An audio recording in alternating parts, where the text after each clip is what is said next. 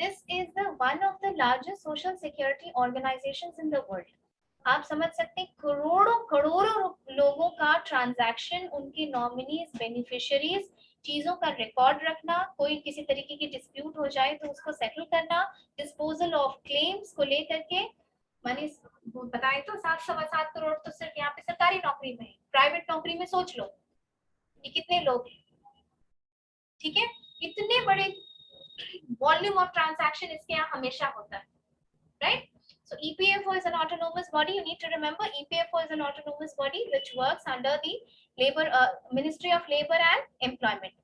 ठीक है, यहाँ पे काम करता है। अब देखिए मैं आपको बता दी कि 15,000 के लगभग 15,000 अप टू जो होता है उनका कंपल्सरी ये होता है।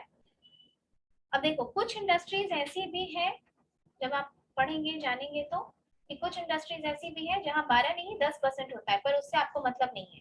तो मैक्सिमम जहाँ जहाँ आप लोग काम करेंगे जिससे मतलब है एक स्टूडेंट को लेबर लॉस पढ़ने के लिए, वहाँ पे 12% डिडक्शन होता है। ओके, ट्रिपल बेनिफिट तुम लोग लिखो, साथ साथ में हम फिर बताते जाएंगे। और हाँ, अभी आगे इस चीज को हम आगे और डील करेंगे डिटेल में। ट्रिपल, हाँ, ट्रिपल बेनिफिट स्कीम जो बताए ना, पहला क्या बताए, एम्प्लॉइज प्रोविडेंट फंड।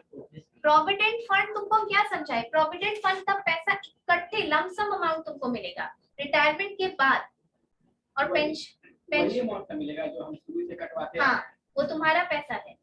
और पेंशन जो देती थी सरकार इस स्कीम को खत्म करने के पहले, मान लो पहले की बात हो रही है, तो उस पेंशन में भी तुम जो 12% लेते हो ना, ये तुम्हारा पूरा 12% एक साथ चला जाता है। ठीक है, तुम्हारे पीएफ अकाउंट में, तुम्हारे पीएफ अकाउंट में।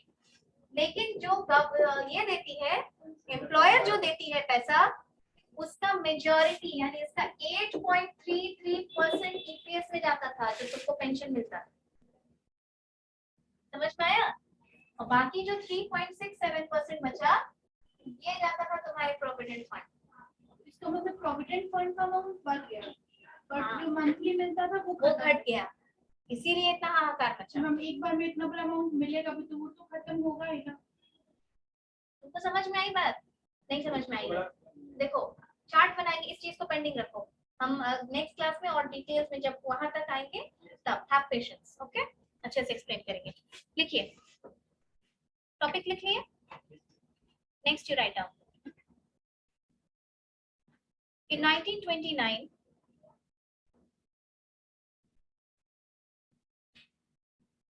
1929, Royal Commission on Labour stressed on the need of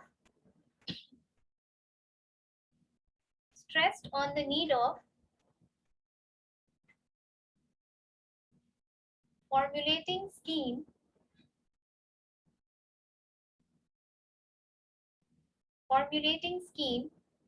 to establish provident fund for industrial workers. Formulating scheme to establish provident fund for industrial workers.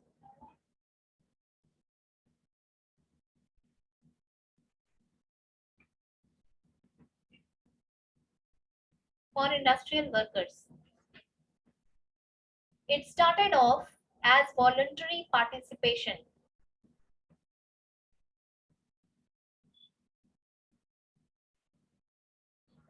It started off as voluntary participation. As voluntary participation.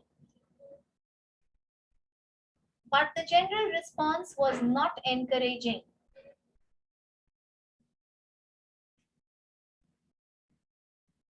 But the general response was not encouraging. Encouraging मतलब जब voluntary participation के लिए बोला गया कि आप अपनी मर्जी से पैसा दीजिए, तब बहुत अच्छा रिस्पांस नहीं आया था गवर्नमेंट ऑफ इंडिया को। ये सब क्या है, एक्ट आने के पहले की बात हो रही है, थोड़ा हिस्ट्री जानना चाहिए। Voluntary participation was it was not encouraging.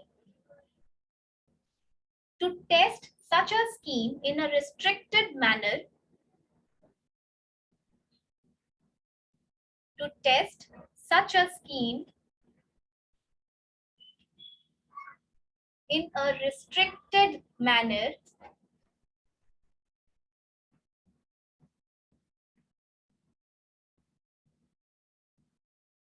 coal mine provident fund scheme was launched.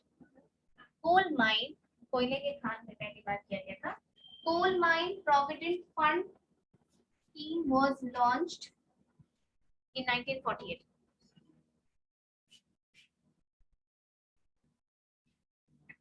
48.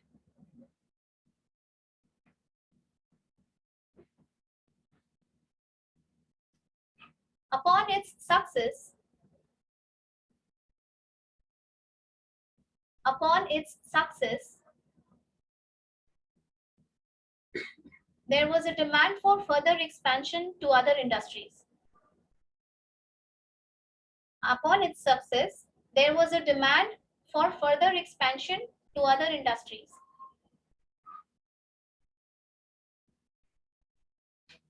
Repeat. Upon its success, there was a demand to expand it to other industries.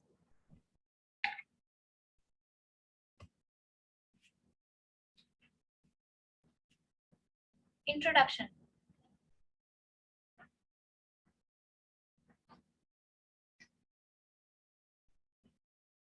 Introduction. It is passed by central government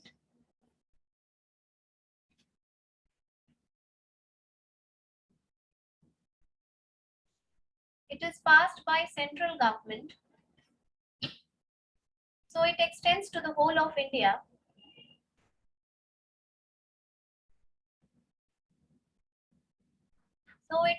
to the whole of India. किस तरीके का legislation है ये? Right now, it is a social security legislation.